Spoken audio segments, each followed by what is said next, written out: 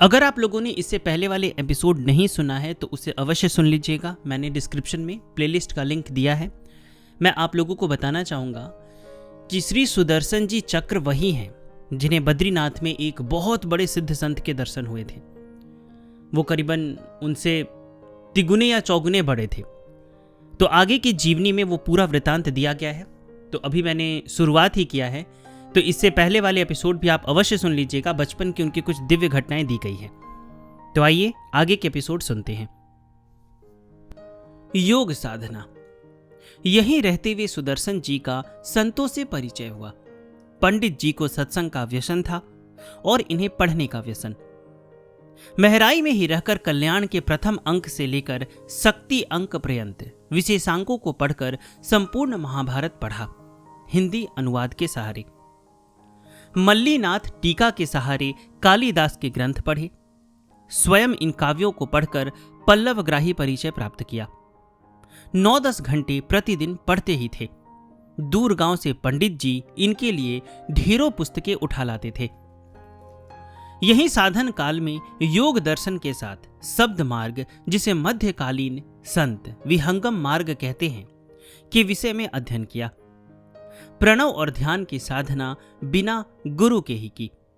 कल्याण के योगांक और शक्ति अंक से कुंडलिनी योग का विवरण पढ़ा।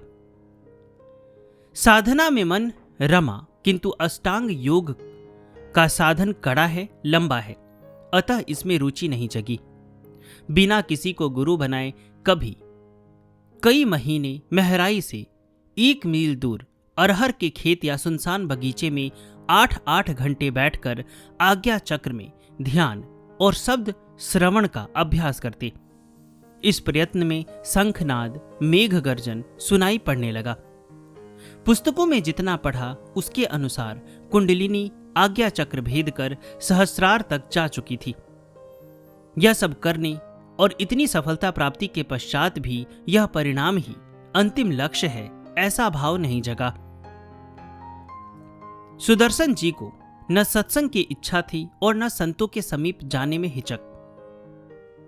जहां जहां पंडित द्विवेदी जी जाते इन्हें भी साथ ले जाते। महराई से 8-9 मील बलुआ नाम का गांव है। वहां गंगा जी की धारा मीलों तक पश्चिम वाहिनी के रूप में प्रवाहित होती है। वहां से गंगा पार करके 3-4 मील चलने पर एक मोकुलपुर गांव मिलता है। वहां एक महात्मा रहते थे। श्री गोपीनाथ कविराज जी की जीवनी में उनका नाम टोरी वाले बाबा लिखा है। यहां वस्तुतः उन्हें मोकुलपुर वाले बाबा कहा करते थे। यह सिद्ध महात्मा थे। इनका जीवन अनुभवपूर्ण था। उनके लिए गंगा जी ने अपने बीच में स्थान दिया था। चारों ओर गंगा जी की धारा बहती थी और बीच में वह टीला था जिस पर बाबा रहते थे। पंडित शांतनु विहारी द्विवेदी, कानूनगो साहब और सुदर्शन जी प्रायः इनके दर्शन करने जाया करते थे। उन सबसे बाबा कहते, 40 वर्ष से मैं यहां गंगा जी के पेट में रह रहा हूं। परमार्थ की जिज्ञासा से कोई नहीं आया।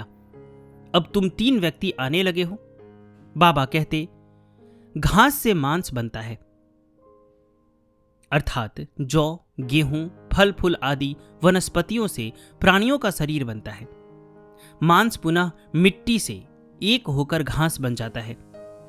मांस और घास दोनों गंगा मैया की गोद में बनते रहते हैं और परमात्मा निर्निमेष देखता रहता है। उसका इस बनने बिगड़ने से कोई संबंध नहीं है। ये शरीर में ही पंचभूतों की उत्पत्ति दिखा दिया करते थे। एक बार बाबा ने इन लोगों को उपदेश दिया था कि सत्य का अनुभव कर्म साध्य नहीं है। बिना कुछ किए तो इतना हो गया है, तो कुछ करने पर इससे छुट्टी कैसे मिलेगी। मोकुलपुर वाले बाबा निग्रह अनुग्रह करने में समर्थ थे। इनमें सिद्धियां भी बहुत थी, किंतु इन तीनों को सिद्धियों में कोई रुचि नहीं थी। सबके सब परमात्मा के साक्षात्कार के लिए ही उत्कंठित थे। रविवार के दिन प्रातः उठते ही 14 मील के लगभग चलकर बाबा के पास जाते, सत्संग करते और सायंकाल चलकर रात तक लौट आते थे। यह क्रम बहुत दिनों तक चलता रहा। 2 बार मोकुलपुर वाले बाबा नाव से महराई आए। झगरू सिंह कानूनगो ने उनके लिए सारी व्यवस्था और सेवा का प्रबंध किया। हजारों लोगों की भीड़ हो जाती। लोग अपना दुख दर्द दूर करने के लिए आशीर्वाद लेते। बाबा का कहना था, सब में सब है। प्रकृति की अनंत शक्तियां एक तृण में भी होती है। संकल्प से वे जग जाती है। उनका यह भी कहना था कि ब्रह्मा की और मच्छर की आत्मा एक ही है। भेद सर्वथा मिथ्या है। पंडित शांतनु विहारी द्विवेदी जी ने सुदर्शन जी से बाबा की सेवा करने का अनुरोध किया और इन्होंने सहर्ष स्वीकार कर लिया। इस प्रकार धानापुर के पास गंगा तट पर सुदर्शन जी बाबा के पास पूरे 1 महीने कूस की झोपड़ी में रहे और जीवन में केवल इन्हीं संत के पास रहकर इन्होंने बड़े प्रेम से सेवा की। बाबा बनारस के आसपास के गांव में बोली जाने वाली भाषा में उपदेश करते थे। ये बाबा लोगों को प्रायः गुरु कहते थे, किंतु सुदर्शन जी को मास्टरवा कहते।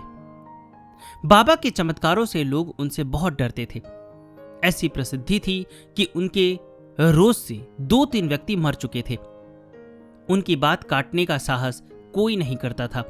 केवल सुदर्शन जी ही इसमें अपवाद थे। बाबा पंडित शांतनु विहारी द्विवेदी से कहते, यह मास्टरवा मुझसे तनिक भी नहीं डरता है। एक दिन बाबा ने सुदर्शन जी की सेवा से प्रसन्न होकर पूछा, तुझे क्या चाहिए, मांग ले। सुदर्शन जी की मुखाकृति तो मां के समान सौम्य और स्वभाव पिता के समान तेजस्वी, अतः इन्होंने विनम्रता से ही उत्तर दिया, बाबा आप संत हैं, आपकी सेवा करना मुझे अच्छा लगता है, इसलिए करता हूं। मैं क्षत्रिय हूं, मुझे मांगना नहीं आता और मुझे आपसे कुछ नहीं चाहिए। पंडित शांतनु विहारी द्विवेदी जी को बाबा से कुछ प्रश्न करना होता, पूछना होता, तो वे 1 दिन पहले सुदर्शन जी से कह देते। जब बाबा शौच के लिए जाते और सुदर्शन जी उनका बड़ा सा लोटा लेकर साथ चलते, तब पंडित शांतनु विहारी द्विवेदी जी द्वारा पूछा गया प्रश्न वे बाबा से कर देते और बाबा उस प्रश्न का उत्तर सांझ के सत्संग में दे देते। दिन में तो माता जी आकर भोजन बनाती, शांतनु विहारी द्विवेदी जी बाबा और सुदर्शन जी को भोजन कराती। शाम को सब चले जाते। सुदर्शन जी रात को बाबा के लिए खिचड़ी बनाते। एक दिन झोपड़ी से बाहर उपले सुलगाकर सुदर्शन जी ने खिचड़ी चढ़ा दी। तेज गर्मी का मौसम था। खिचड़ी आधी पक चुकी थी कि अचानक बाबा ने आदेश दिया, खिचड़ी झोपड़ी में बनाओ। सुदर्शन जी ने आदेश अनसुना कर दिया, क्योंकि अत्यधिक गर्मी में भीतर आग जलाना और अधिक गर्मी को निमंत्रण देना था। हवा के बंद रहने से उनकी देह पर बाहर रहने पर भी पसीने की धाराएं बह रही थी। बाबा ने जब बार बार कहा और नाराज होने लगे तो सुदर्शन जी ने खिचड़ी का बर्तन उतारकर जमीन पर रख दिया। अब बाबा ने स्वयं झोपड़ी में उपले सुलगाए और खिचड़ी चढ़ा दी। कुछ मिनट ही बीते होंगे कि तेज वर्षा और उपल वृष्टि होने लगी। सुदर्शन जी को आश्चर्य हुआ कि अभी तो आकाश साफ था, न बादल न बिजली। 5 मिनट में ही यह वर्षा कहां से आ गई। खींच कर बोले, बाबा आपने यह क्यों नहीं बताया कि वर्षा होने वाली है? तो प्रथम बार कहने पर ही रख देता। बाबा मुस्कुरा कर रह गए। दोनों ने चुपचाप भोजन कर लिया। दूसरे दिन के सत्संग में बोले, गुरु यह मास्टरवा मुझसे डरता तो है नहीं, उल्टे मुझे भी पढ़ा देता है। जब मैं पूछता हूं कि तू मेरे बिगड़ने पर डरता क्यों नहीं है, तो मुझसे ही कह देता है, जो बिगड़ेगा वह स्वयं ही तो बिगड़ेगा, मेरा क्या बिगाड़ेगा जो मैं डरूं। बात तो सच है ही। वह सर्वेश्वर जिसका लाडला अनुज है, उसे किसी से भयभीत होने की क्या आवश्यकता है।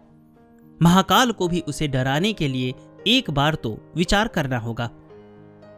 1 महीने पश्चात बाबा तो मुकुलपुर चले गए और सुदर्शन जी को पंडित द्विवेदी जी अपने घर महराई ले आए।